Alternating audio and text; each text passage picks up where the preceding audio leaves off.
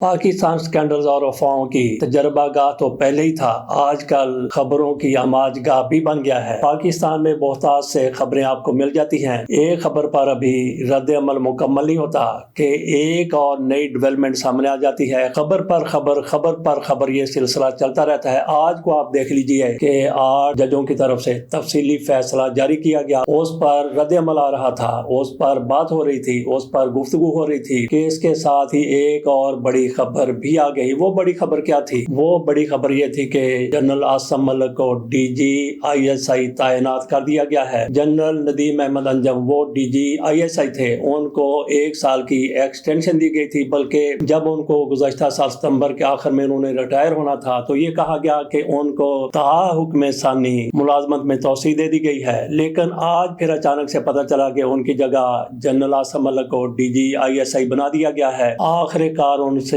کیا غلطی ہوئی، کیا خطا ہوئی؟ ان کو تو تا حکم ثانی ڈی جی آئی ایس آئی مقرر کیا گیا تھا، توسیع دی گئی تھی، لیکن پھر ان کو آج کیسے ہٹا دیا گیا؟ کیا ان کی چھٹی ہوئی ہے یا پھر ریٹائرمنٹ ہوئی ہے؟ گزشتہ سال تو یہی کہا گیا تھا کہ ان کو تا حکم ثانی سے یہ مراد لی جا رہی تھی کہ ان کو لانے والے جنرل عاصم منیر صاحب جب تک آرمی چیف ہیں یہ بھی اپنے عہدے پر برقرار رہیں گے، لیکن آج ان کو تبدیل کر دیا گیا۔ وجہ کیا بنی؟ ان کی چھٹی ہوئی ہے یا پھر ان کی ریٹائرمنٹ ہوئی ہے؟ ان کی ریٹائرمنٹ بھی اسی ماہ کے آخر میں ہونی تھی، لیکن ان کی ریٹائرمنٹ پر ہی نئے آئی ایس آئی کے سربراہ کا تقرر ہونا تھا، لیکن ان کی ریٹائرمنٹ کہیں دور تک بھی نظر نہیں آ رہی تھی۔ جس طرح کے وہ اعتماد کے آدمی تھے، اس سے تو لگتا تھا کہ جنرل عاصم منیر کی ریٹائرمنٹ تک یہ بھی ان کے ساتھ رہیں گے، اور جنرل عاصم منیر کی ریٹائرمنٹ مزید 3 سال بھی اس میں توسیع ہو سکتی ہے۔ بہرحال جنرل ندیم انجم کی ریٹائرمنٹ کا اعلان کر دیا گیا، تو کیا 26ویں ترمیم کامیابی سے نہیں ہو سکی تھی؟ وہ ساری مشق ناکام ہو گئی تھی، تو کیا اسی وجہ سے جنرل ندیم احمد انجم کو ریٹائر کیا گیا ہے؟ یہاں پہ سوال یہ بھی ہے کہ کیا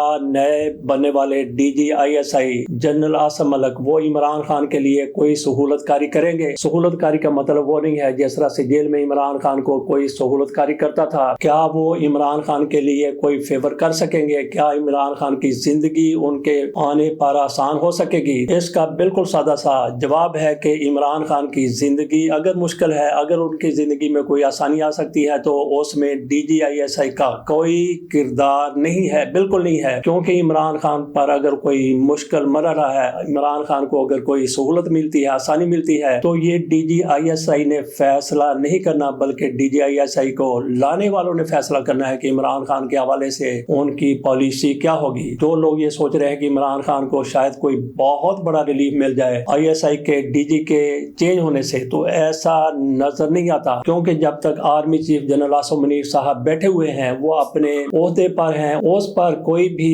عہدیدار، وہ D G I S I ہے، وہ D G I S P R ہے، وہ کسی قسم کی تبدیلی نہیں کر سکتا۔ البتہ یہ ضرور ہو سکتا ہے کہ جنرل عاصم منیر اگر چاہیں تو آج ہی عمران خان کے لیے ریلیف کے دروازے کھول دیں، ایک بندے کی سوچ پاکستان میں بہت کچھ بدل کے رکھ دے۔ تو جہاں تک لوگ بات کر رہے تھے جنرل ندیم کی چھٹی کی، ہو سکتا ہے کہ ان کی چھٹی نہ ہوئی ہو، ان کی ریٹائرمنٹ قریب آ گئی ہو، لیکن سوال یہ بھی پیدا ہوتا ہے کہ جنرل ندیم احمد انجم کو اس عہدے سے ہٹانے کی اچانک سے کیا ضرورت پیش آ گئی؟ اگر ان کو ہٹایا جانا تھا، اگر ان کی ریٹائرمنٹ ہونی تھی تو 1-2 مہینے پہلے بھی ان کو یہ بتایا جا سکتا تھا، اور 1 مہینہ پہلے ڈی جی آئی ایس آئی کا نئے کا اعلان کر دیا جاتا تھا کہ ہینڈنگ اور ٹیکنگ اوور ہو سکتی۔ اب 2-4 دن رہ گئے ہیں ان کی ریٹائرمنٹ میں، 30 ستمبر تک ان کی مدت ملازمت ہے، اس کے بعد نئے آئی ایس آئی کے چیف اپنا عہدہ سنبھال لیں گے، چارج لے لیں گے، تو اس دوران میں سمجھتا ہوں کہ یہ بہت ہی کم عرصہ ہے ہینڈنگ اور ٹیکنگ اوور کا۔ البتہ ایمرجنسی میں تو یہ بھی ہو جاتا ہے کہ آپ نے